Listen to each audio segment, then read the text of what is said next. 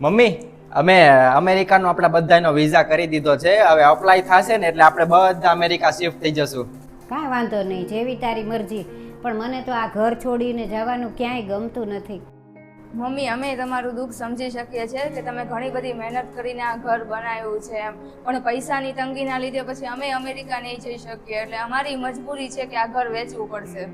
હા હા, કાંઈ વાંધો નહીં, પણ તમે આ ઘર વેચવા માટે કહી તો દીધું છે ને? હા હા મમ્મી, મેં આપણે એક જાણીતા બ્રોકર છે ને, મેં એમને વાત કરી દીધી હતી. એમની પાસે તો 4-5 કસ્ટમર તૈયાર જ છે ને એમાંથી એક કસ્ટમર તો એવા છે ને કે એમણે તો આ ઘર પહેલેથી જોઈ જ રાખ્યું હતું. અને એમણે તો એમય કીધું છે કે કાલે આવીને તમને હું 5 લાખ કે 92 હોય એટલે ટોકન આપી દઉં તમને. સારું, કાંઈ વાંધો નહીં, પણ આ જો ટાઈમ થઈ ગયો છે, છોકરા સ્કૂલેથી છૂટી ગયા હશે તો હું એને લઈ આવું હો. વાહ ભાવિન, તમે તો મમ્મીને બાટલીમાં ઉતારી જ દીધા. જો એટલી કોન્ફિડન્સથી તમે વાત ન કરી હોત ને તો મમ્મી આ ઘર વેચવા જ ન દેત.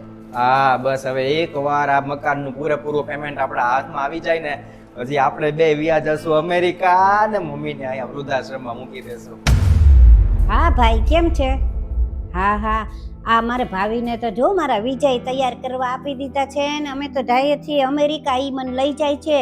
હા, એને કીધું આ ઘર વેચાય ને એની પૂરેપૂરી રકમ આવી જાય ને એટલે તરત જ આપણે વયું જવાનું છે અમેરિકા. હા.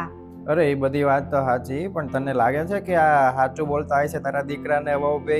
કેમ કે થોડા સમય પહેલા તારો યાર કેવો વ્યવહાર કરતા હતા એ તને ખબર છે ને? હરખું જમવા નો દે, હરખું હુવા રેવા નો દેતા. તો કઈ રીતે તને આવું લાગે છે કે આ સાચું હશે? તો કેમ ખબર પડે હવે? આ અત્યારે તો મારી આગળ બધું સારું સારું બોલાવ્યું છે અને કીધું કે હા હા તમને લઈ જ જાશું, તો હવે શું કરું? સારું, વાંધો નહીં, હરખું જોઈ વિચારીને જાજો.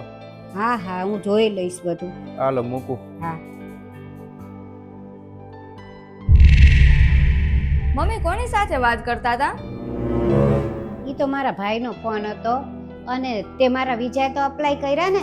અરે મમ્મી, કેવો સવાલ પૂછો છો? અમારો વિઝા જ્યારે અપ્લાય કર્યો ને એની સાથે જ તમારો કરી દીધો હતો. અરે ઈ તો નોકરીમાંથી મારે પેન્શન આવે છે ને, તો ત્યાં ઈ ઓફિસમાંથી ઈ લોકોએ કીધું છે કે પેન્શન ચાલુ રાખવું હોય ને તમારે તો વિઝાની જે એપ્લાય કર્યું એની એક કોપી અહીંયા આપવી પડશે તો જ પેન્શન ચાલુ રહે ને. આવા નિયમ તો મમ્મી મેં પહેલી વાર સાંભળ્યા. આવા કોઈ નિયમ જ નથી કે ત્યાં ઝેરોક્સ આપવાની ને એવું બધું.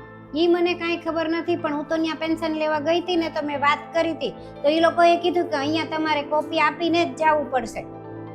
વિઝાની કોપી? અરે મમ્મી, કાલે અમારી સાથે કેવું થયું, અમે બે આવતા હતા ને તો અમારા ફાઇલમાં જે કોપી હતી ને અપ્લાય કરવાની ઈ પડી ગઈ ને એમાં પાછી તમારી જ પડી ગઈ. બોલો, હવે તમે આવું બધું છોડો ને એની વાંહે ક્યાં પડ્યા છો? હવે તમે બંધ કરો બેય તમારા નાટક, બહુ થયું હવે. મને બધી ખબર જ છે કે તમે મારા વિઝા કર્યા જ નથી અપ્લાય, તો કોપી ક્યાંથી મળે? તમે બેય તો વયા જાશો અમેરિકા, મને અહીંયા રખડતી મૂકીને. કારણ કે ઘર તો વેચાઈ જાય પછી મારે જાવું ક્યાં? એટલે મારે દરની ઠોકરો ખાવાની એમ ને?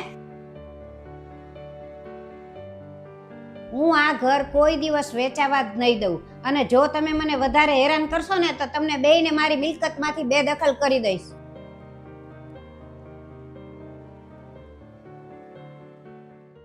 નમસ્તે મિત્રો, આ વિડીયોના માધ્યમથી અમારે એટલું જ કહેવું છે, એટલું જ સમજાવવું છે કે અત્યારે દુનિયામાં ઘણા માણસો એવા થઈ ગયા છે કે ખાલી પૈસાનું નામ આવે કે પછી જમીન, મિલકત, મકાન, કોઈ પણ એવી વસ્તુઓનું નામ આવે કે જેમાં પૈસો મહત્વનો છે, ત્યારે એમનો જે સ્વભાવ હોય છે ને એ ફરી જાય છે.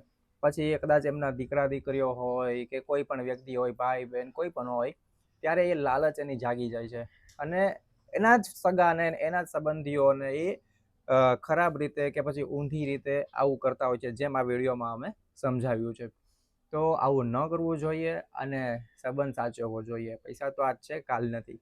બાકી તમને વિડીયો ગમ્યો હોય તો લાઈક, શેર, કમેન્ટ કરજો.